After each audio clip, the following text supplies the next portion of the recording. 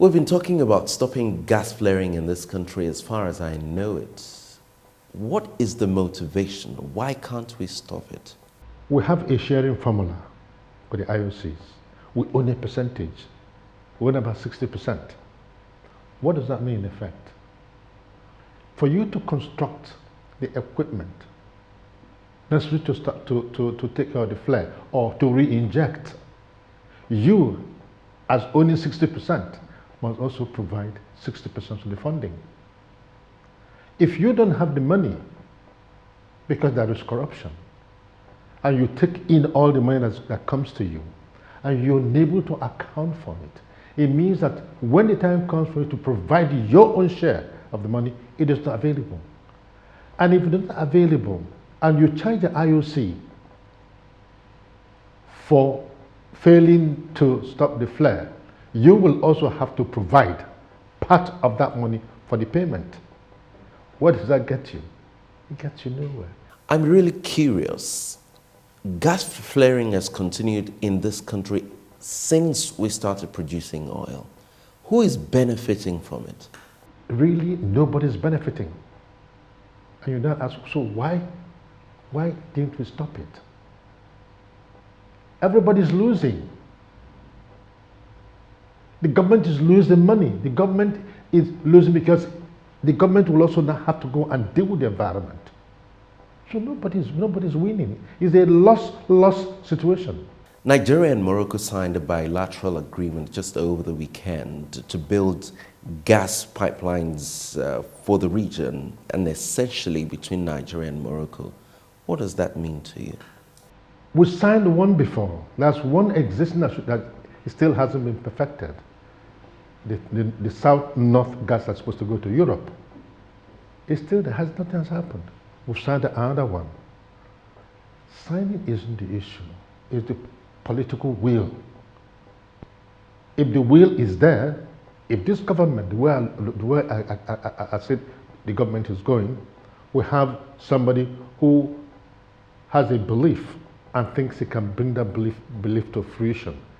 If that happens to be the case, and I'm hoping for the sake of this country that it is the case, then it is possible that that can happen. Unless that happens, then it will go like the rest. For 12 to 15 years, we've been tinkering with the PIB. It's still dead. Each time it's dead at birth. Each time it's dead at birth. Let's assume for a moment that the latest Nigeria-Morocco bilateral agreement on gas works. What does this mean for your company? Everything, really, because whatever is going to happen to this country happens to my company as well. And I'll tell you why. You know, let me give you one tiny little example. All the textile industries in the north are dead. All of them are completely dead.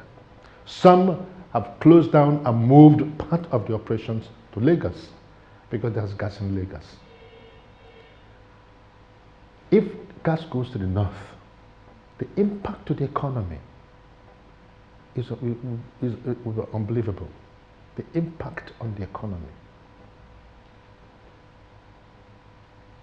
It's a welcome thing because not only are we going to sell our gas up to North Africa and maybe up to Europe as originally planned, but it will mean gasification of the entire northern region. Can you give me a rundown of your portfolio of services and how you operate in the oil and gas industry? Our core business is piping gas to industries. We design, we do EPC in the sense that we, from A to Z, we carry out the entire thing up to bringing the gas into your equipment. We take it all the way through. We also do EPC for IOCs. We've also diversified a bit now into properties. Then we've taken a step further into LPG. Apart from natural gas, we're now moving to LPG. We've just acquired a 40,000 square meters of waterfront land in Port Harcourt to build a tank farm for LPG.